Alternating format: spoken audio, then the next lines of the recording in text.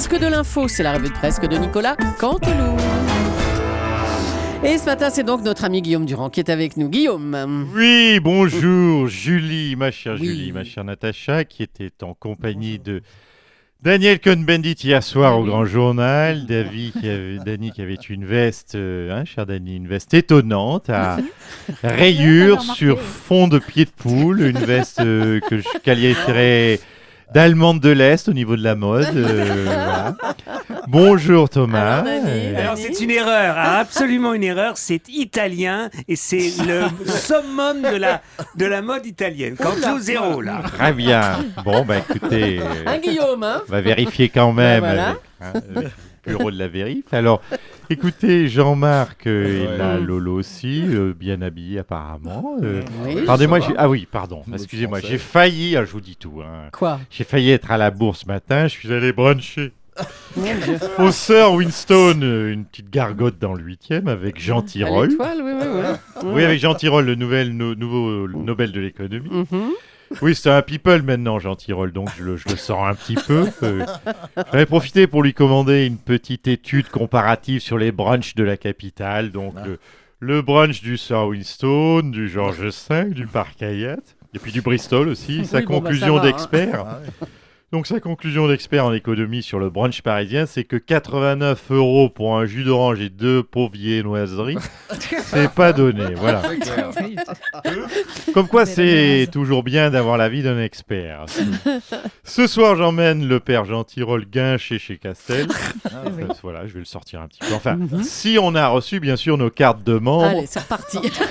Jean Tirole, votre serviteur et les auteurs de Canteloup n'ont toujours pas reçu leur carte de membre nominative en nacre rose d'Indonésie de chez Castel. Alors, je ne sais pas ce qu'ils foutent. Ne me dites pas qu'ils écoutent RTL ou RMC. Ah bah pas non, Europe 1, non, ce serait non, fou. non. Bon, en attendant nos cartes de VIP, à la mine, c'est parti pour les titres. Littérature avec la sortie de Insoumise, le livre de l'ex-ministre de l'écologie Delphine Sous-Marin, vu qu'elle veut couler Hollande. Revue de presse avec cet article intéressant sur le point.fr, c'est difficile à dire, c'est Oui. point, ça fait un peu bégaiement. Les transports de luxe, yachts, jets privés, voitures haut de gamme progressent sensiblement en 2014. Mais ça fait combien de fois que je vous le dis, mettez-vous au transport de luxe. C'est quand même autre chose que le RER. Vous êtes têtu quand même. Hein. Bon, bref. Télévision, hier soir, avec l'édifiant documentaire de Serge Moiti. Tout le monde a regardé ? Non. Hein, c'est sympa. Docu qui mettait en exergue les tensions père-fille. Bon, Marine veut clairement tuer le père, il paraît que c'est normal. Mais plus inquiétant, Jean-Marie veut clairement flinguer la fille. Bref, une belle ambiance familiale. Allez, un petit peu de médecine pour finir. Oui. C'est notre côté Morandini. Voilà.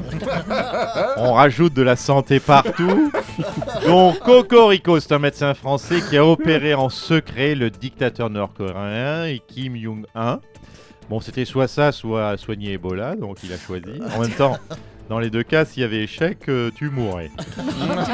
Merci Guillaume, merci Je vous en beaucoup. prie. Allez. Il l'a ici la veste, Dany. Oui, et hein. trop. On peut la voir Et sur trop. avant. Sans faire de Étiquette, pub. je vais vérifier l'étiquette quand même. Allez, On va la mettre en photo sur Twitter parce que c'est vraiment Voilà. c'est un composite votre veste. Elle est étonnante. Exact. Ah, Il n'a rien Je l'ai vu. remarqué hier soir, elle est assez surprenante, on va dire. Allez, on en vient à une triste info. La Jeanne va être démontée. Le mythique navire-école est arrivé à Bordeaux pour y être démonté. Bonjour, c'est Dominique. Bonjour à tous, bonjour Dany. Magnifique veste. Pour sortir chez De la Saumure, c'est parfait. Alors donc, c'est votre info. On va démonter la Jeanne et c'est tout. Oui, Vous bon. arrêtez là. Jeanne va se faire démonter, ça vous suffit pour en parler sur Europe 1. Bah oui. Bon, écoutez, si du coup ce genre d'info vous intéresse, ce soir il y a Nicole qui va se faire démonter aussi. Pas à Bordeaux, chez Dodo. Arrêtez. Pitié. Allez, Tu me autre prêtes ta chose. veste, Dany, bien sûr. Allez, c'est une nouvelle semaine compliquée pour François Hollande après les déclarations d'Emmanuel Macron dans le JDD, celle de Ségolène Royal sur les autoroutes. C'est aujourd'hui donc la sortie d'Insoumise, le livre de Delphine Batho dans lequel l'ex-ministre de l'écologie ne ménage pas le chef de l'État. Allez, on recommence, encore un bouquin. Ségolène qui veut des autoroutes gratos, Valérie qui se bat dans les bars. Et maintenant, la Delphine Batho qui me pourrit sur 250 pages. C'est fou ce pouvoir d'attraction sur les emmerdeuses que j'ai en ce moment. Bonjour François Hollande. Alors, Bonjour. effectivement, la rumeur prétend que Valérie Trier avait l'air un petit peu éméchée dans un bar, aurait giflé l'ex-femme de Michel Sapin. Et voilà, vous voyez, hein. Alors, vous voyez que je ne prends pas que des mauvaises décisions. Valoche qui picole, qui frappe des femmes. Pendant 2 ans, elle se l'a joué Jackie Kennedy, mais en fait, elle était plus proche de Joe Star et de Samina Seri, la Valoche. Hein. Allez. J'ai quand même bien fait de la virer, monsieur Allez. même Polony. Monsieur- Oui, vous riez, mais vous ne vous Ici- mouillez pas. Non. Exact. No comment ici, hein. Merci Monsieur le Permettez-moi un Président. commentaire. Chapeau, la veste de Dany. Il va pouvoir draguer de l'emmerdeuse. Emmanuel Macron s'est prononcé pour une réforme de l'assurance chômage avant d'être sèchement recadré par François Hollande. Bonjour Monsieur Macron. Bonjour Madame Leclerc.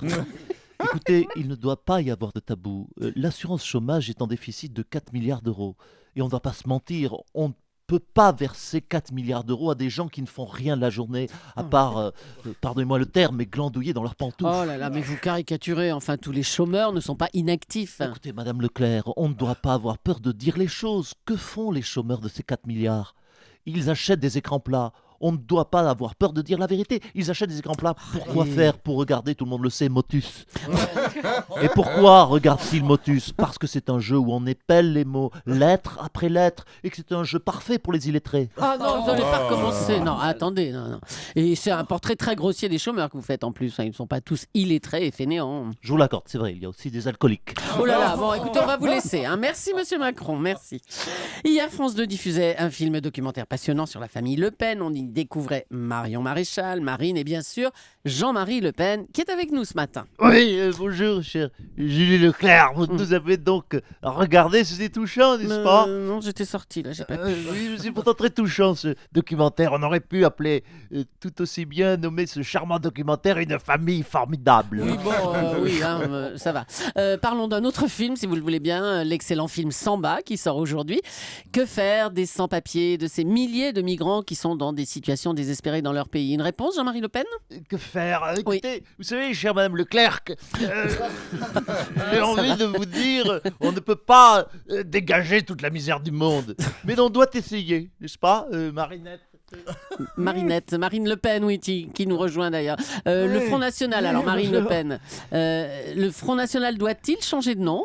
Vous y êtes plutôt favorable, vous. Hein. Oui, bonjour Madame Leclerc. Oui, tout à fait. Et car nous ne nous cachons pas derrière notre petit doigt.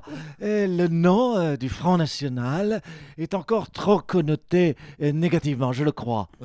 Quoi ? Ils ont fait Marine, Caprange, Cantange, Cacoustique. Tu veux trucider l'œuvre de ton papounet ? Mais dis-moi, comment comptes-tu l'appeler ? Quel nom tu veux trouver ? Quoi ? Pour faire mieux, déjà ? Le parti de l'amour et des bisous pour accoler, c'est ça ? Le parti des licornes et des tulipes ? Moi, vivant jamais, n'est-ce pas ? Non mais écoute papa, calme-toi. Écoute, tu le sais papa, notre base électorale s'est élargie.